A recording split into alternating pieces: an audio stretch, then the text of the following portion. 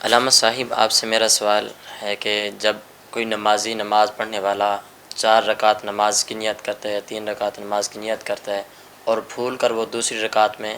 دونوں طرف سلام پھیر دیتا ہے، اب اس کے لیے کیا حکم ہے؟ وہ وہیں سے اپنی نماز کو کنٹینیو کرے یا دوبارہ نئے سرے سے اپنی نماز ادا کرے؟ اگر نمازی نے 4 رکعت کی نیت کی ہے یا 3 رکعت کی نیت کی ہے اور دوسری رکعت پر اس نے اتحیات پڑھی، سلام پھیر دیا غلطی سے، تو پھر 2 صورتیں ہوں گی۔ ایک صورت تو یہ ہے کہ اگر وہ نمازی سلام پھیرنے کے بعد وہیں مصلی پہ بیٹھا ہوا ہے یا جہاں نماز ادا کی وہیں پر ہی ہے، یا ابھی بس کھڑا ہی ہوا اور اسے یاد آ گیا کہ دوسری رکعت پر سلام پھیر دیا ہے، تو شرعی حکم یہ ہوگا وہ فوری طور پر تیسری رکعت کو کنٹینیو کر لے گا، ٹھیک ہے؟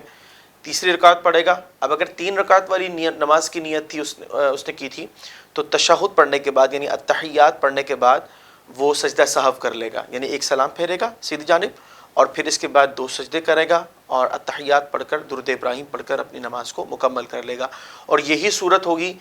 4 رکعت والی نماز میں بھی، یعنی چوتھی رکعت کو وہ مکمل کرے گا، سجدہ سہو کرے گا اور نماز اس کی درست ہو جائے گی۔